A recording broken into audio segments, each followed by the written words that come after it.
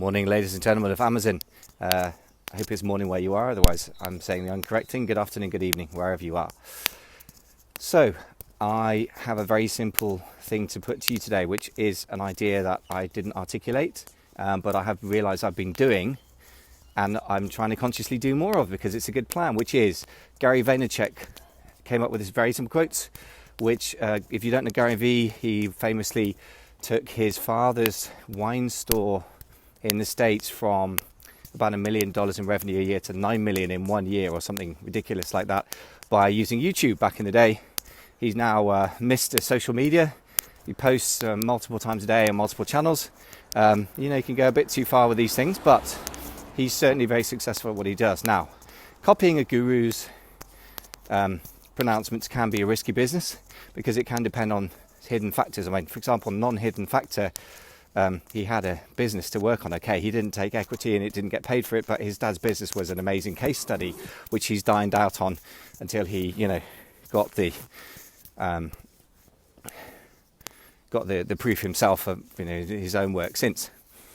But nevertheless, I think this one's really valid. Document, don't create. That's exactly what I'm doing now. What I've been doing this morning when I've been walking has been thinking anyway, which I tend to do, and I do my best thinking out loud. And if you talk to yourself, you seem like an idiot.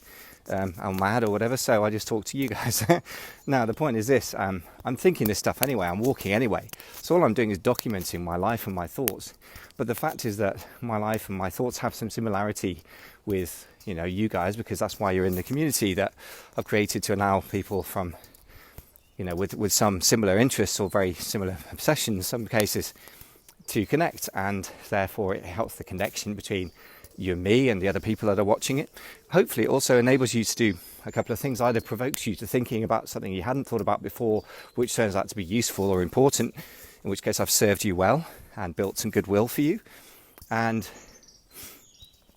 goodwill building is very important in marketing, I would say. Frank Kern talks about this. Whatever you do, build goodwill at the same time, even when you're making offers, even. The other thing it can do is, of course, articulate what somebody's thinking already but hadn't quite put into words. And again, if you do that, that's a great way of getting rapport in marketing. So how does this all relate to Amazon selling? Well, strictly speaking, just on Amazon, you don't get much of a chance to build any connection to the audience whatsoever, really, except a little bit via your storefront and your A+ content, also known as the enhanced brand content, but not much. But in this, it's 2020 and it's time to get off Amazon, not off Amazon, but to bring traffic from off Amazon onto the Amazon platform. And in that case, creating a brand and connecting to people is incredibly important. But creating content, especially content marketing, which is one of the pillars of good marketing, I think, for a brand, is really exhausting. And the same for paid advertising as well, actually. Doing good creatives for adverts and creating videos can be hard work. But here's the thing, though. And this document, don't create thing goes real deep. If you just document what you do to make the products, for example, they say people love to see the sausage being made. That's actually a great way to bring people into and connect to your brand. If you can get the footage for that now, okay, you've got Chinese factories involved, that might be a bit complicated. You might have IP or privacy issues with British factories, who knows? But broadly, the more you can share that with your audience, within reason, is really, really good. And quite a lot of artisan and organic type things are very proud to do that. So if your brand is in that sort of niche, then that could be a really great strategy. But also just depending what niche you're in, if you are, for example, obsessively making dolls' clothes, which is a pretty niche thing, right? And I mention that because Jason Miles, my new co-host of the new podcast that we created, the e-commerce leader, which I'd urge you to check out. You can't actually get it yet at the time of recording, late April, but we will be launching early May, and I'll be making a big noise about that here, so look out for that. But his wife, he and his wife were needing extra money and started off selling on eBay rather than Amazon. It was kind of the Amazon of its day back in 2008, and his wife just happened to have this crazy ability to create, designer level clothing, like sort of fashion designer level, but for dolls' clothes, which is, how niche is that? That's something I never heard of before I spoke to Jason. Now, if you are just going about your business obsessively making, beautiful designer-led clothes for dolls, if you document that, for sure the people out there who are doing the same thing are going to find that very, very interesting. So, now if you're not obsessed with something and you just want to sell random widgets that you don't care about, you have a bit of a problem because you won't be able to document your obsession with widgets if you don't care about them. But maybe you should involve somebody who does, So, this can go a long way.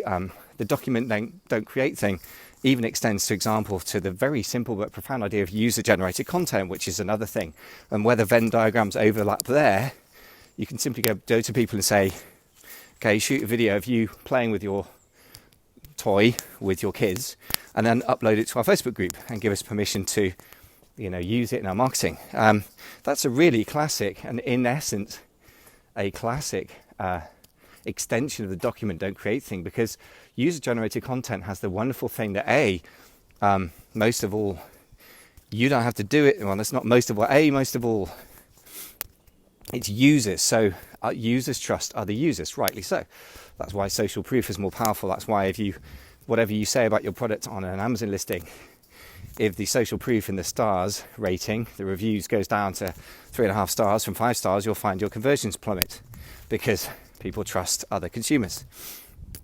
So that's the first thing. And the second thing is it's very scalable, because although you have to manage those people and you have to communicate, so there's going to be a lot of work, don't get me wrong. And I've not done much of this, but the 10K Collective Masterminds, a couple of guys have done this and it's been very successful for them.